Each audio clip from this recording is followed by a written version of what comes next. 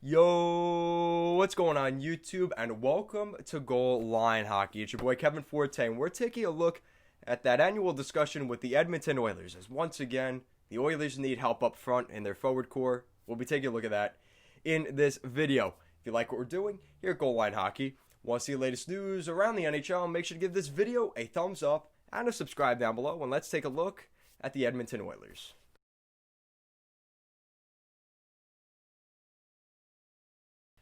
Alright, so just want to give a quick plug to our Instagram and Twitter handles at goalline_hockey. Links will be in the description down below as well as throughout the video. Make sure to check that out because we're trying to, especially recently, get some more content out there. As well as make sure to check out our Patreon at Goal Line Hockey. We're starting next Thursday. We'll be taking a look at the latest news around the league. We'll be doing probably around an hour-long podcast, so make sure to check that out, as well as other exclusive content on there.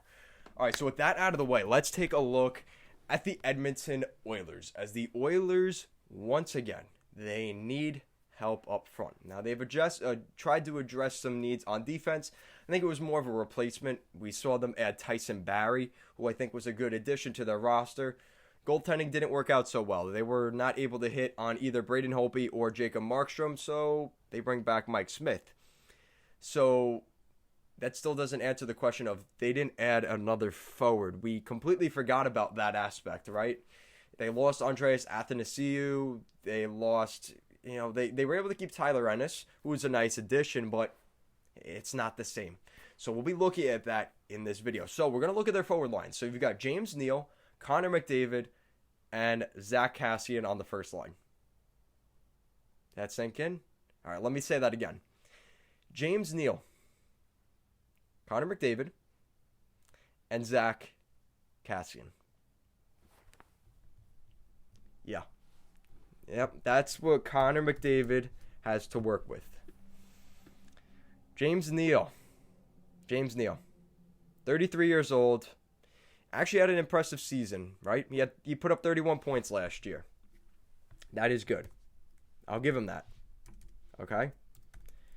But then we look at Zach Kassian. 34 points. That's not bad.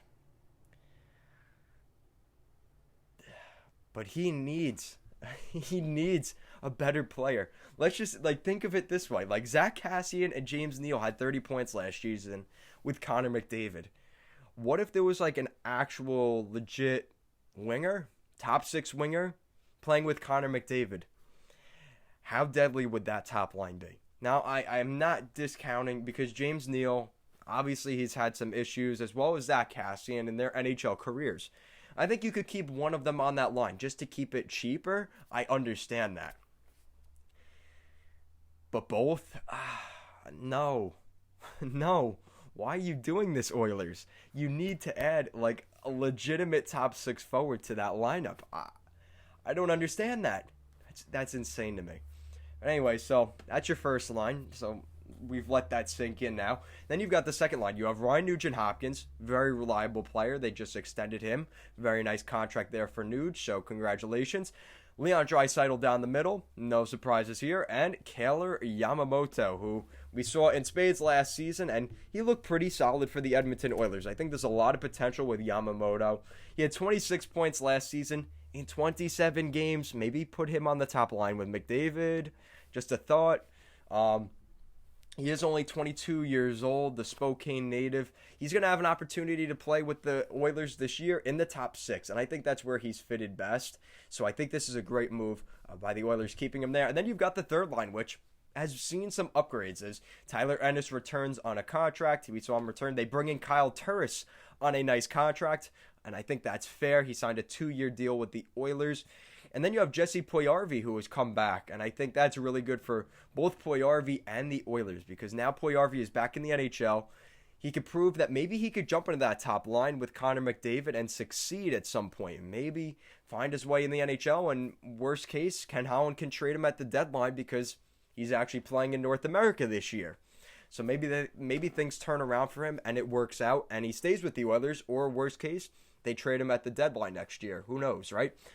And then the fourth line, you have Josh Archibald, Jujhar Khaira, and Alex Chiasson. Now, that fourth line is that's a beater. That's a tough line, and it's one of those things that's just how it goes. But I'm not a huge fan of that line, if I'm going to be honest. It's just not. It's just not that good, and that's how it goes. Like you look at those guys. I mean, they're just not point producers. That's a grit line, and that's all right. You're allowed to have those, especially when you're the Oilers, who are just so restrained on salary cap. It makes sense. I understand that. But with less than $1 million in cap space, and this is the team you have, I'm not a huge fan of that. And you look at Ryan Nugent-Hopkins, which, excuse me, he did not sign that extension. That was my mistake. He's making $6 million right now for this season. But then you look at James Neal, another 3 years at $5.75. Zach Kassian at 3.2 for another 4 years. Oh, man. And Mikko Koskinen, let's not forget that. He's making $4.5 million for the next 2 seasons at that cap hit each year. So he's making $9 million in 2 years. Oh, my goodness. Peter Chiarelli. And you know what? I can't even blame Chiarelli for all this, because that Kassian deal was actually Ken Holland. Ken Holland did the Zach Kassian deal, which I'm not a fan of. And I didn't like it the day it was made, and it looks even worse now with the flat salary cap. Man, the Oilers. And this is the problem, though. Like, they need help. And I was even saying, like, maybe they could pick up a guy in free agency, right? Like, you look at some of these names that are out there. I mean, you look at Mike Hoffman. You look at Mikael Granlund, Michael Grabner, Alex Galchenyuk. These are all pretty solid players. But, like, the Oilers just don't have the cap space. They don't. It's non-existent. They can't add. That's a shame. That's a shame. And you look at other guys I could see them look at on the open market, like a Laine or a Tyler Johnson or Anthony Cirelli from Tampa. But you can't even look at a Patrick Laine because with what cap space? Like, is this going to turn into a rant? I feel like it's going to turn into a rant. I just feel like the Oilers, they're in a heck of a spot, and they don't have their second or third round pick this year. They don't have their second or third round pick this year. They have their first, but I don't see them having that by the end of this season, if I'm going to be completely honest. I mean, Draisaitl at 8.5 is a sweetheart deal for the next 5 years. 5 years at 8.5. That's a really good contract by the Oilers. But, I mean, McDavid at 12.5. That's going to eat you up. James Neal at almost 6. At almost 6. He's going to be 36 years old, and he's going to... Oh, man. Oilers. Man. And then you still... I mean... And you look at their defense. I mean, you have Darnell Nurse at 5.6, which I think is a great deal, and Oscar Klefbom at a little over $4 million for the next 3 years. Those are really good contracts. But what happens when those contracts end? Yikes! Adam Larson still over $4 million. Well, that comes off the books this year, so that's good for the Oilers. They're going to save a little bit of money once that's done. Tyson Barrie only at 3.75. He was a huge addition. I think that was a great move by the Oilers. Bringing in Tyson Barrie really changes their defense. I mean, you look at their defense right now. You have Darnell Nurse and Ethan Bear on the top pair, according to Daily Faceoff. Darnell Nurse and Ethan Bear, Caleb Jones and Adam Larson, which I'd rather see Tyson Barrie on that second pair. Let me know what you guys think, Oilers fans. I'd rather see Jones and Barrie. And then you have Chris Russell, who they just re-signed, and Adam Larson on that third pair.